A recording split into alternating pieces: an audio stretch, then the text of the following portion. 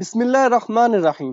نبی اکرم صلی اللہ علیہ وآلہ وسلم نے مسجد کو جلانے اور مسمار کرنے کا حکم کیوں دیا؟ وہ کون سے 3 صحابہ تھے جن سے مدینے والوں نے 50 دن تک بات چیت نہ کی اور پھر اللہ تعالیٰ کی طرف سے حکم نازل ہوا؟ یہ سب بتائیں گے ہم آپ کو آج کی اس ویڈیو میں۔ میں محمد اظہر اور آپ دیکھ رہے ہیں سٹوری لائن انفو۔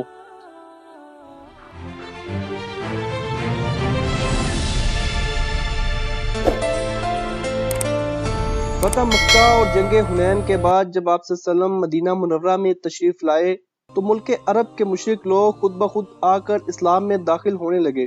سن 9 ہجری کے شروع ہوتے ہی ملک عرب کے دور دراز علاقوں سے قبیلوں اور قوموں نے اپنے وکلا بھیج کر نبی اکرم صلی اللہ علیہ وآلہ وسلم کی اطاعت کا اقرار کیا اور دائرہ اسلام میں داخل ہوئے۔ اس سال بڑی کثرت سے وفد آئے اور عرب قبائل برابر مسلمان ہوتے رہے، اسی لیے سن 9 ہجری عام الوفد یا سنت الوفد کے نام سے مشہور ہے۔ اب نبی اکرم صلی اللہ علیہ وآلہ وسلم کو دنیاوی اعتبار سے بھی بادشاہ عرب کی حیثیت حاصل ہو چکی۔ مسلمانوں پر تو زکوٰۃ فرض تھی۔ جو قبائل ابھی تک مسلمان نہ ہوئے تھے ان سے ایک خفیف رقم بطور جزیہ وصول کی جاتی تھی۔ بس یہی زکوٰۃ یا جزیہ وہ خراج تھا جو نبی اکرم صلی اللہ علیہ وآلہ وسلم کی بادشاہی میں رعایا سے وصول کیا جاتا تھا۔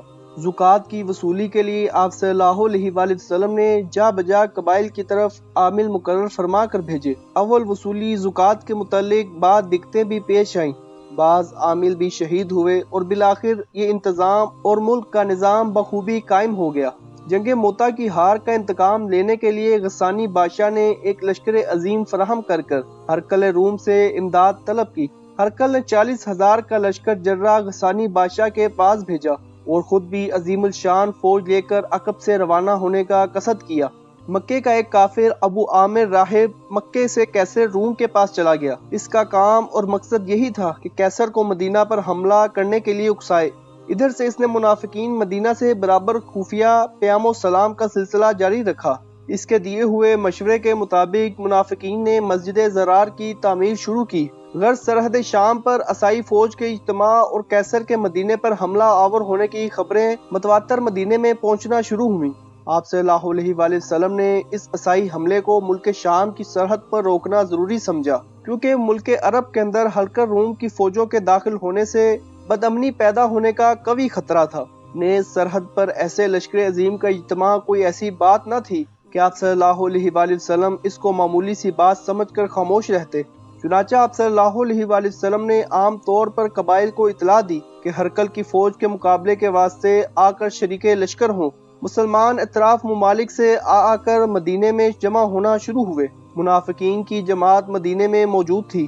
یہ لوگ مسلمانوں کو ہمیشہ بہکانے اور اسلام کو نقصان پہنچانے کی کوششوں میں مصروف رہتے۔ اس سے پہلے جب کبھی آپ صلی اللہ علیہ وسلم کسی طرف فوج لے جانے کا عزم کرتے تو پہلے سے اس کا اعلان نہیں فرماتے تاکہ منافقین کو اعتراض کرنے اور مسلمانوں کو بددل بنانے کا موقع نہ مل سکے۔ لیکن اس بار آپ صلی اللہ علیہ وسلم نے اعلان کرایا کہ ہرقل کی فوج کا مقابلہ کرنے کے لیے سرد شام کی طرف مسلمانوں کو جانا چاہیے۔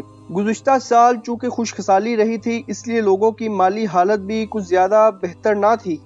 اس سال فصل اور پیداوار اچھی ہوئی تھی اور اس کے کاٹنے کا وقت آ چکا، لہٰذا لوگ اپنی فصلوں کو چھوڑ کر جانا بہتر محسوس نہیں کرتے تھے۔ ہرقل اور اس کے وزراء نے اپنے اس حملے کی تیاریوں کے سلسلے میں منافقین مدینہ کو پہلے ہی سے اپنا شریک بنا لیا۔ مدینے کے منافقوں کی سازشی مجلسیں مولیم نامی یہودی کے یہاں روزانہ منعقد ہوتیں۔ 12 منافقین نے مل کر اپنی ایک مسجد الگ تعمیر کی تاکہ مسجد میں سازشی جلسے اور ہر قسم کی مخالف اسلام، اصلاح اور مشورے کی باتیں ہو سکیں اور اس مسجد کے ذریعے سے مسلمان میں تفرقہ اور نا اتفاقی پیدا کرنے کا سامان پیدا کیا جائے۔ ان منافقوں نے جب دیکھا کہ مسلمان جنگ اور سفر کی تیاریوں میں مصروف ہیں تو ہمت شکن باتیں شروع کیں اور موسم گرما کے اس طویل سفر کی دقتیں لوگوں میں بیان کرنے لگے۔ کیونکہ ان کا مقصد قیصر روم کی فوجوں کو مدینے پر حملہ آور کرانا تھا، وہ نہیں چاہتے تھے کہ مسلمان ملک شام کی طرف پہلے ہی حملہ آور ہو کر عیسائی فوج کے سلاب کو عرب میں داخل ہونے سے روک دیں۔ نبی اکرم صلی اللہ علیہ وآلہ وسلم نے مدینے میں تمام صحابہ اکرام رضی اللہ عنہم کو تیار کرنے اور شریک لشکر ہونے کا حکم دیا۔ ساتھ ہی جنگی سامان کے لیے روپے کی زیادہ ضرورت تھی، اسی لیے چندے کی بھی عام اپیل فرمائی گئی۔ عثمان غنی رضی اللہ عنہ اپنا مال تجارت شام کی طرف روانہ کرنے والے تھے۔ انہوں نے وہ تمام لشکر کے سامان کی تیاری کے لیے چندے میں دے دیا۔ ابو بکر صدیق رضی اللہ عنہ نے اپنے گھر کا تمام مال و اسباب لا کر چندے میں دے دیا اور کہا کہ بال بچوں کو اللہ کے سپرد کرتا ہوں۔ عمر فاروق رضی اللہ عنہ نے اپنے مال و اسباب سے نصف لشکر کی تیاری کے لیے اور نصف اپنے اہل و عیال کے لیے چھوڑا، جو لوگ بہت ہی غریب تھے اور محنت مزدوری سے گزارا کرتے تھے۔ انہوں نے بھی بڑی دلیری سے جو کچھ ان سے ہوا لا کر جمع کروایا۔ منافقین نے اس چندے میں بھی شرکت نہ کی۔ 30,000 لشکر مدینے میں جمع ہو گیا۔ فوجی سامان صرف اس قدر درست ہوا کہ تمام فوج نے جوتے بنوا لیے۔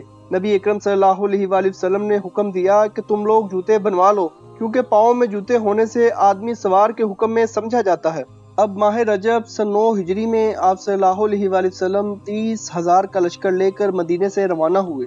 مدینے سے 1 گھنٹے کی مسافت کے فاصلے پر ایک بستی ذی رواں میں آپ صلی اللہ علیہ وآلہ وسلم پہنچے تھے کہ منافقین نے آ کر عرض کیا کہ ہم نے ایک مسجد بنائی ہے، ہماری خواہش ہے کہ آپ صلی اللہ علیہ وسلم چل کر نماز ادا کریں تاکہ وہ مسجد بھی قابل تعظیم سمجھی جانے لگے۔ آپ صلی اللہ علیہ وآلہ وسلم نے فرمایا کہ اس وقت سفر کی تیاری میں مصروف ہوں، واپسی کے وقت دیکھا جائے گا۔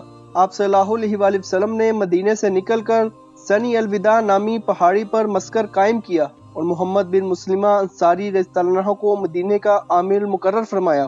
منافقوں کا سردار اعظم عبداللہ بن ابی بھی ماں اپنی جماعت کے شہر سے نکل کر سنی الوداع پہاڑی کے نشیبی دامن میں خیمہ زن ہوا، جس سے معلوم ہوتا تھا کہ وہ بھی ہمراہ چلنے پر آمادہ ہے، لیکن بعد میں معلوم ہوا کہ اس کا منشا لوگوں کو آپ صلی اللہ علیہ وسلم کے ہمراہ جانے سے روکنا تھا۔ جب آپ صلی اللہ علیہ وآلہ وسلم مع لشکر آگے کو روانہ ہوئے تو منافقین عبداللہ بن ابی کے ہمراہ مدینے کو لوٹ آئے۔ بعض منافقین اس غرض سے کہ مخبری کر کر عیسائیوں کو مدد پہنچائیں اسلامی لشکر میں شریک رہے۔ آپ صلی اللہ علیہ وآلہ وسلم نے علی رضی اللہ عنہ کو اپنے اہل و عیال کی حفاظت کے لیے مدینے میں چھوڑا۔ مدینے میں منافقوں نے علی رضی اللہ عنہ کی نسبت یہ کہنا شروع کیا کہ نبی اکرم صلی اللہ علیہ وآلہ وسلم کو علی رضی اللہ عنہ کی کچھ پرواہ نہیں، اسی لیے ان کو چھوڑ دیا۔ علی رضی اللہ عنہ یہ سن کر برداشت نہ کر سکے اور مسلح ہو کر مدینے سے چل دیے اور مقام الجرف میں مدینے سے کوس بھر کے فاصلے پر نبی اکرم صلی اللہ علیہ وآلہ وسلم کے حضور میں حاضر ہو کر عرض کیا کہ منافقین میری نسبت ایسی ایسی باتیں کرتے ہیں، اسی لیے حاضر خدمت ہو گیا۔ آپ صلی اللہ علیہ وآلہ وسلم نے فرمایا وہ جھوٹے ہیں، میں نے اپنے گھر بار کی حفاظت کے لیے تم کو مدینے میں چھوڑا تھا، تم واپس جاؤ، اور فرمایا کہ تم میرے ساتھ وہی نسبت رکھتے ہو جو ہارون علیہ السلام کو موسیٰ علیہ السلام سے تھی، مگر فرق یہ ہے کہ میرے بعد کوئی نبی نہیں۔ علی رضی اللہ عنہ وہاں سے پھر مدینے کو واپس تشریف لے گئے۔ بعض صحابہ کو جو کسی سستی یا غفلت کے سبب سے آپ صلی اللہ علیہ وآلہ وسلم کے ہمراہ روانہ نہ ہو سکے، آپ صلی اللہ علیہ وسلم کی روانگی کے بعد مدینے سے روانہ ہوئے اور رستے کی منزلوں میں شریک لشکر ہوتے گئے۔ بعض منافقین جو مسلمانوں کو بددل کرنے کے لیے شریک لشکر تھے، وہ رستے کی مختلف منزلوں سے جدا ہو کر واپس ہوتے رہے، مگر ان کی اس حرکت نامعقول کا مسلمانوں پر کوئی اثر نہ ہوا۔ آپ صلی اللہ علیہ وآلہ وسلم نے کسی کے حال سے کوئی اعتراض نہ فرمایا اور جو رستے میں رہ گیا اس کے متعلق پرواہ نہ کی۔ راستے میں قوم سمود کی تباہ شدہ بستیاں آئیں۔ جب لشکر اسلام اس خط اراضی میں داخل ہوا تو آپ صلی اللہ علیہ وسلم نے فرمایا کہ یہاں سے استغفار پڑھتے ہوئے جلدی گزر جاؤ اور یہاں کے کنوؤں کا پانی نہ پیو۔ اس علاقے حجر کی حدود میں ایک شب قیام کرنا پڑا تو آپ صلی اللہ علیہ وسلم نے حکم دیا کہ کوئی شخص تنہا لشکرگاہ سے باہر نہ نکلے۔ جب آپ صلی اللہ علیہ وآلہ وسلم ان تباہ شدہ بستیوں کے قریب سے گزرے تو آپ صلی اللہ علیہ وآلہ وسلم نے چادر سے منہ کو چھپایا اور سواری کو تیز کر دیا۔ آپ صلی اللہ علیہ وآلہ وسلم نے فرمایا جب ظالموں اور گناہ گاروں کی بستی میں جاؤ تو دوڑتے ہوئے اور استغفار پڑھتے ہوئے جاؤ کہ کہیں ہمیں بھی ایسی ہی مصیبت پیش نہ آ جائے۔ جب لشکر اسلام چشم تبوک پر سرحد شام میں پہنچ گیا تو وہاں قیام کیا۔ ہرکل آپ صلی اللہ علیہ وآلہ وسلم کو پیغمبر حق سمجھتا تھا، اس لیے جب آپ صلی اللہ علیہ وآلہ وسلم کے آنے کی خبر سنی تو ڈر کے مارے پیچھے ہٹ جانے میں بہتری سمجھی۔ عیسائی لشکر اور غسانی بادشاہ سب لشکر اسلام کی خبر سن کر میدان خالی چھوڑ کر بھاگ گئے۔ تبوک مدینے سے 14-15 منزل کے فاصلے پر تھا۔ یہاں آپ صلی اللہ علیہ وآلہ وسلم نے 20 روز کے قریب قیام کیا۔ اس عرصے میں ایلا کا حاکم یحنہ بن روابہ اظہار اطاعت کے لیے حاضر خدمت ہوا۔ آپ صلی اللہ علیہ وآلہ وسلم نے جزیہ ادا کرنے کی شرط پر اس سے صلح کر لی۔ اس نے جزیے کی رقم اسی وقت ادا کر دی۔ پھر مقام جربہ کے لوگ آئے، انہوں نے بھی جزیہ ادا کرنے کا اقرار کیا اور آپ صلی اللہ علیہ وآلہ وسلم نے ان کو بھی صلح نامہ لکھ دیا۔ اس کے بعد مقام عذرا کے باشندے حاضری خدمت ہوئے۔ انہوں نے بھی جزیے کی ادائیگی کے اقرار پر صلح نامہ حاصل کیا۔ تبوک کے قریب دومت الجندل کا علاقہ تھا، وہاں کا حاکم عقیدر بن عبد المالک نصرانی اور بنو کنیدہ کے قبیلے سے تھا۔ وہ آپ صلی اللہ علیہ وآلہ وسلم کی خدمت میں حاضر نہ ہوا۔ اس کی طرف سے سرکشی کی علامات نمایاں ہوئیں تو آپ صلی اللہ علیہ وآلہ وسلم نے خالد بن ولید رضی اللہ عنہ کو ایک دستہ فوج کے ہمراہ روانہ کیا اور فرمایا کہ عقیدر تم کو نیل گائے کا شکار کرتا ہوا ملے گا، جاؤ اور اس کو گرفتار کر کے لاؤ۔ خالد بن ولید رضی اللہ عنہ اپنے ہمراہی سواروں کو لے کر روانہ ہوئے۔ جب عقیدر کے محل کے باہر پہنچے تو وہاں عقیدر کو عجیب واقعہ پیش آیا۔ گرمی کا موسم تھا، چاندنی رات، عقیدر اپنی بیوی کے ساتھ محل کی چھت پر آرام کر رہا تھا۔ ایک نیل گائے نے جنگل کی طرف سے آ کر محل کے دروازے کو اپنے سینگوں سے کھرچنا شروع کیا۔ عقیدر کی بیوی نے حیرت زدہ ہو کر اپنے شوہر کو متوجہ کیا۔ عقیدر اسی وقت اپنا گھوڑا تیار کر کر اپنے بھائی حسان نامی کو ہمراہ لے کر اس نیل گائے کا شکار کرنے کے لیے نکلا۔ وہ ابھی نیل گائے کے پیچھے تھوڑی ہی دور چلا ہوگا کہ خالد بن ولید رضی اللہ عنہ ماں اپنے ہمراہیوں کے پہنچ کر اس کو گھیر لیا۔ عقیدر اور اس کے بھائی نے مقابلہ کیا، عقیدر زندہ گرفتار ہو گیا اور اس کا بھائی مارا گیا۔ خالد بن ولید نے عقیدر کی ریشمی خوبصورت قبا اتار کر فوراً سوار کے ہاتھ نبی اکرم صلی اللہ علیہ وآلہ وسلم کی خدمت میں آگے روانہ کی اور خود اس کو لے کر بغداد میں حاضر خدمت ہوئے۔ آپ صلی اللہ علیہ وآلہ وسلم نے عقیدر کی جان بخشی فرمائی۔ اس نے اطاعت اور جزیے کی ادائیگی کا اقرار کیا اور اپنے قلعے میں واپس آ کر 2000 اونٹ، 800 گھوڑے، 400 زریں، 400 نیزے نبی اکرم صلی اللہ علیہ وآلہ وسلم کی خدمت میں بطور پیشکش بھیجے اور صلح نامہ لکھوا کر مطمئن ہوا۔ سرحد شام کے حاکموں اور رئیسوں سے اطاعت اور امن و ایمان رکھنے کا اقرار لے کر صحابہ کرام رضی اللہ عنہ سے آپ صلی اللہ علیہ وآلہ وسلم نے مشورہ کیا۔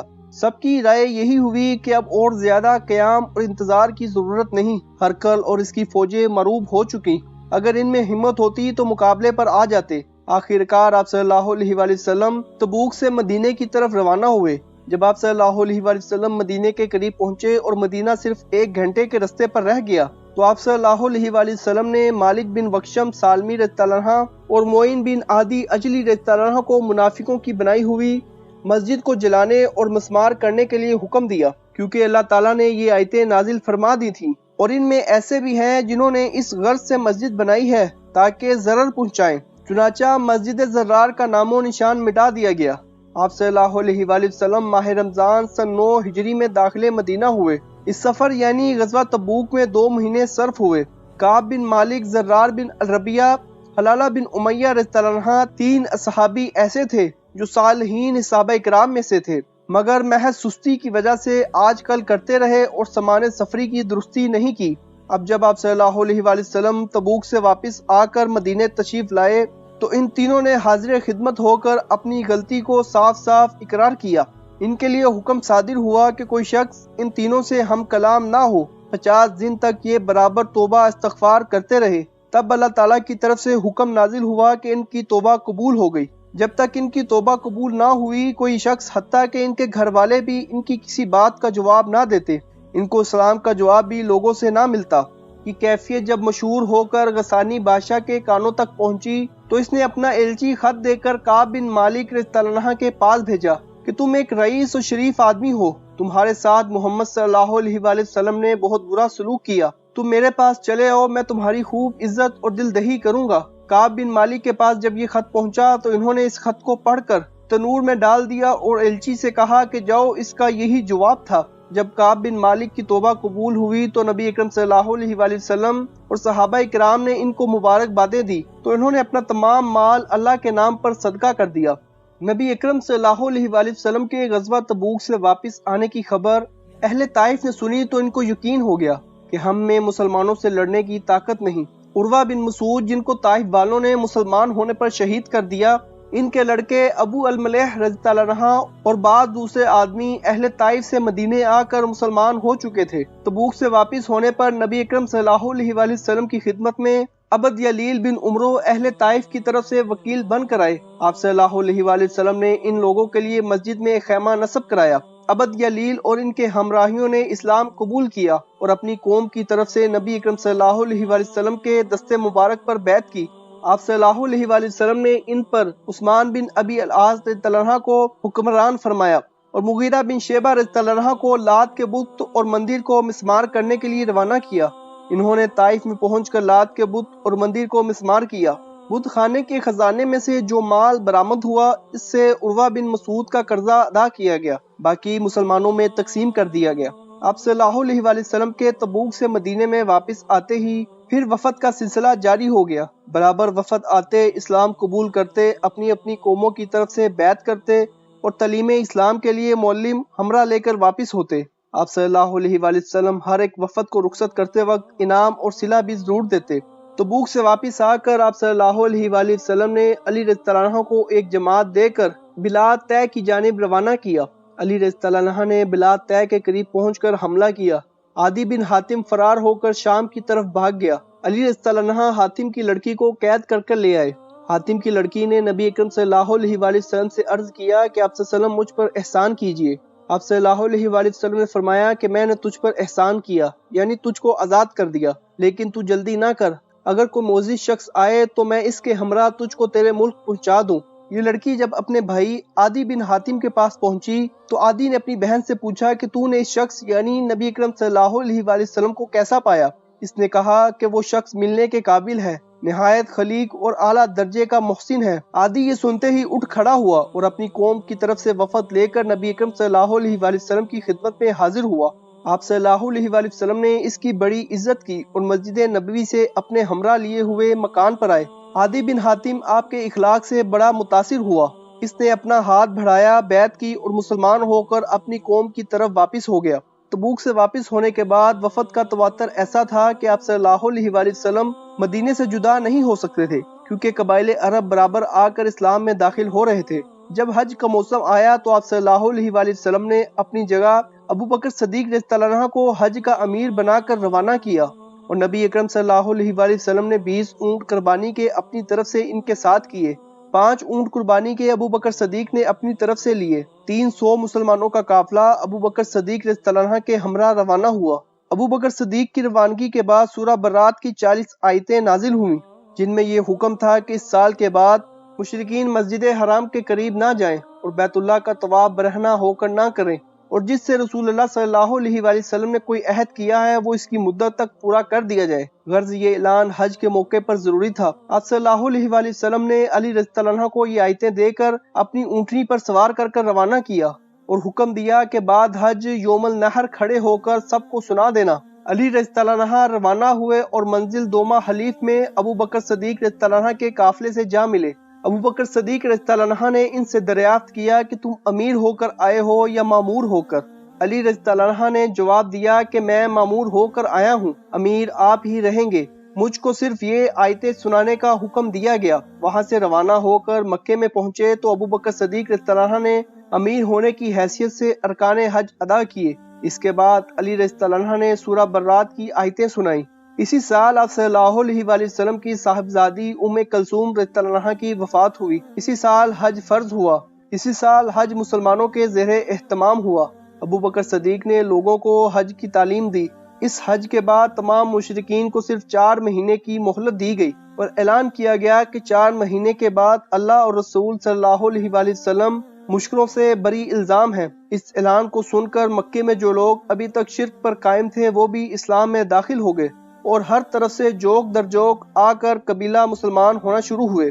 بعض مورخین نے لکھا ہے کہ اس سال تبوک سے واپس ہو کر آپ صلی اللہ علیہ وآلہ وسلم نے ایران کے بادشاہ کسریٰ کے نام خط روانہ کیا، جس کا ذکر ہم اس سے پہلی اقساط میں کر چکے۔ اسی سال عبداللہ بن ابی منافق فوت ہوا۔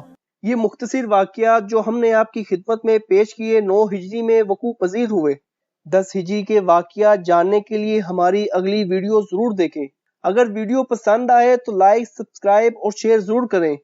اپنا اور اپنے گھر والوں کا خیال رکھیں۔ اللہ آپ کا حامد و ناصر۔